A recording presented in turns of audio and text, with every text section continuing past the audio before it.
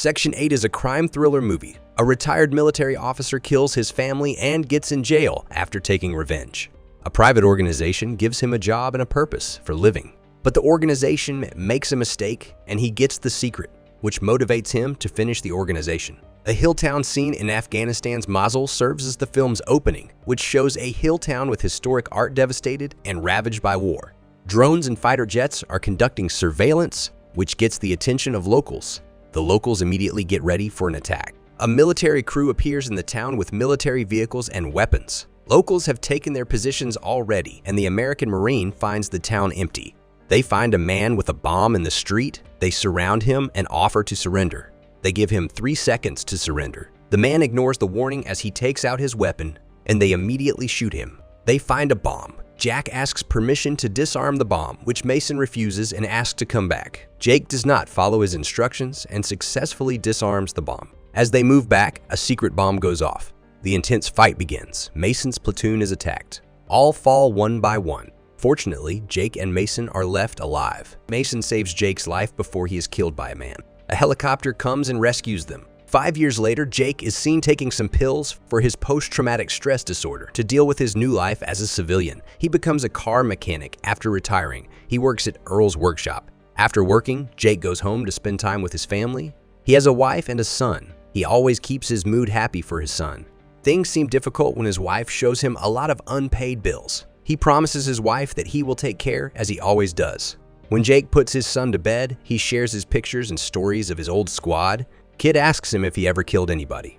Jake doesn't answer properly. The next day, Jake goes to work. He finds a group of gangsters who claim that Earl has to pay them. Jake fights with a wrench and defeats them easily. Fresh stopped him from showing his gun. He leaves the workshop and promises a second round in the near future. After this fight, Jake confronts Earl. Earl confesses that he was part of a gang, but fortunately he has gotten rid of the crime world. He says he always protects this block. So, he assures him of the safety of his family and asks not to worry about it. But Jake feels that he is still at war, and he calls his family to check on them. His wife says you should have called the police instead of getting involved. In the evening, Jake goes home and sees Fresh in his car. Fresh mentions payback before driving away. In panic, Jake rushes into his home and he is devastated when he discovers his family is dead. In total breakdown and hopelessness, he screams and cries. He has lost everything. The police arrive and try to ask some questions. But Jake snaps and runs away in his truck. He drives through the city to find Fresh's car. His mind keeps going through the happy moments of the past he spent with his family. Eventually, he finds Fresh's car outside a nightclub. Jake picks up his gun, gets out of the truck, and rushes inside the club.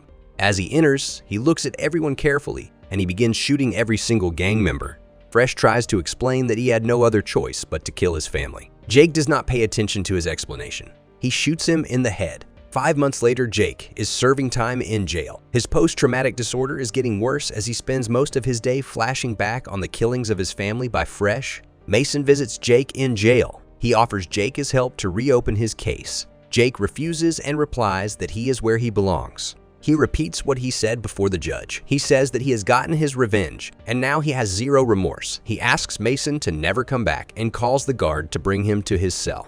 Jake keeps remembering his days in the army, with Mason and his days with his family as well. After Mason, a strange man named Ramsey visits Jake in jail. He tells Jake that he runs a private task force.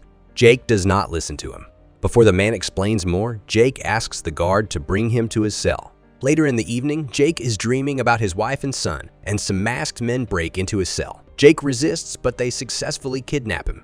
When he wakes up, he realizes that he has been abducted out of prison. He discovers that his kidnapper is Ramsey. Ramsey says that he has been watching Jake for a long time, and he is impressed by Jake's solid record. Ramsey offers him a job.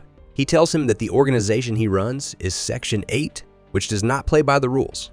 As an emotional touch, Ramsey tells Jake that if his son were alive, he would like his father to be a hero, not a convict. Jake finally accepts the offer. Ramsey introduces Jake with the rest of the team, Elias, Brunner, Mueller, and Ajax in Washington, D.C. Ramsey gives Jack a tour, which he calls Batcave. He explains that they have 8 operations in Washington and 8 elsewhere in the world.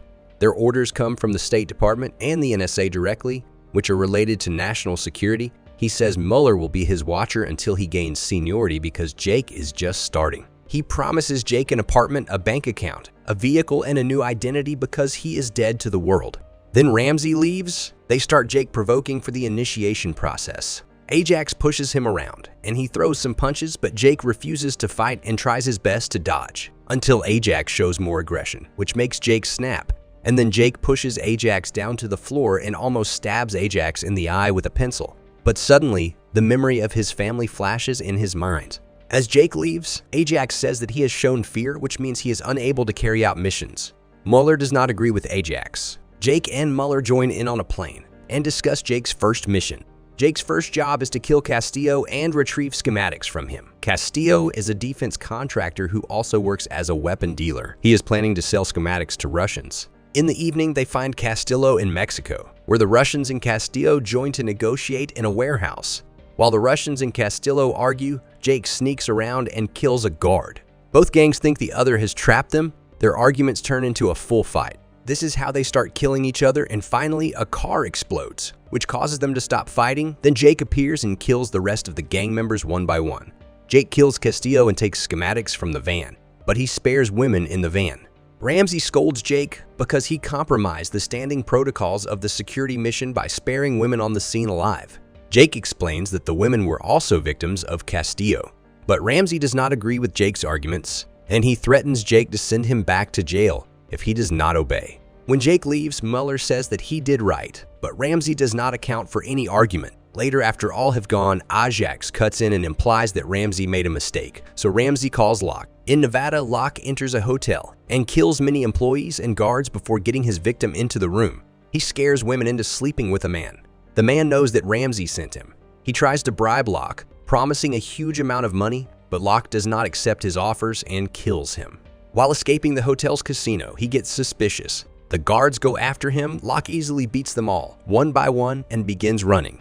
He kills a few more guards and successfully runs away, stealing a car. On the other hand, Jake reaches his new home, where he is surprised to see a frame with a bunch of pictures from his time in Afghanistan, which reminds him of the conversation with Mason, during which Jake blames himself for getting Mason injured, but Mason made sure to comfort him. Drinking at a pub, Mueller joined Jake, where Jake takes the opportunity to get some information about the Section 8 organization and Ramsey. Mueller says she doesn't know about Ramsey, but she tells him that she was in the army.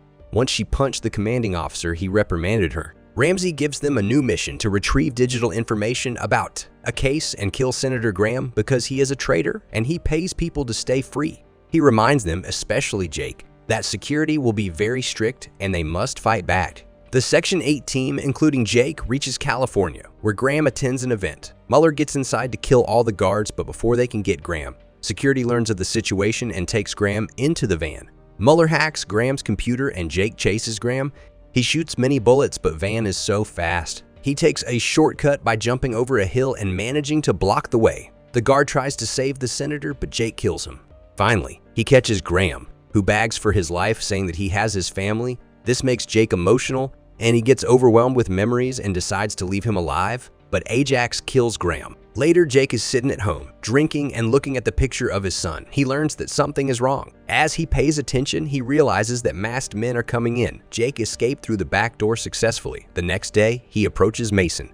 He tells him his whole story. Mason surprises him with the true story of Section 8. He says that this section was dismantled in the 90s, and one function now is the cesspool of disgraced agents from the Army, CIA, FBI, and others. He also warns Jake that they have connections in Washington with powerful people. He says that if Jake is running from Section 8 and is in serious danger, Mason promises to help him with some money and guns. Ramsey makes Jake a phone call and asks him to meet to talk things out, but Jake refuses. Ramsey asks Mueller to call Locke to give him the mission to kill Jake. A while later, Jake accidentally meets a friend of his son who tells him that Fresh was seen with people in black suits before killing Jake's family. Before he could get more information, Locke reaches around and opens fire. Jake pushes the kid into the shop and runs away. Here, Locke kills a few civilians. Police arrive, but Locke does not stop. He gets a police car and chases Jake. Jake reaches Earl. He hides at Earl's workshop. He remembers how Earl raised him after his parents died. When computers start beeping, they realize that Section 8 is coming. They pick up guns, they fight at the workshop. When Jake and Ajax are left, Ajax asks to fight him without weapons. Before Ajax could kill Jake, Mueller shot Ajax. Jake checks on Earl, who is fine, and he gives him a car to escape. Mueller says that, like him, she also wants to leave Section 8. Jake asks her to be taken wherever Ramsey is. The next day, they arrive in Montana to find Ramsey. Suddenly, Jake is knocked down, and when he wakes up, he sees Ramsey and Mueller before him. He realizes that it was a trap. Jake is surprised when Mason enters the room. Here he learns that they all work together, and they paid Fresh to kill his family so that they might bring him into their team. Mason tells Jake that he was wasting his talent on cars and a kid. They leave Jake alone, and Ramsey pays Mason and Mueller the money they agreed on. Ramsey suggests that Jake and Mason agree, but he leaves to see Jake and frees him before confessing the truth that he had been hired to take down Section 8 from inside. So now he needs Jake to help him. Mason sets off the alarms. When guards come, they quickly kill them. More men come, and they kill them all. Ramsey hides with Mueller and offers Jake money from Mason. Jake refuses. Ramsey tries to convince Jake, but fails. Mason gets a bullet shot from Mueller, and Jake reaches out to see him. Mason asks him to finish the job, and he dies. Before Mueller shoots Jake, she is out of bullets. Jake kills Mueller and chases Ramsey. Ramsey's van crashes, and Jake reaches Ramsey. Finally, he kills Ramsey. Later, the police bring Jake to the General Savoy who Mason was working for. They offer Jake a job, but he refuses. He returns home and finds Locke waiting for him to finish his job. Both show impressive fighting skills. And finally, Jake shots Locke. Jake leaves a voicemail to Earl thanking him for everything and announcing he is leaving. He takes a bus, and there he sees a mother loving her son who remembers him as his own son. Subscribe our channel for more videos like this. Thanks for watching.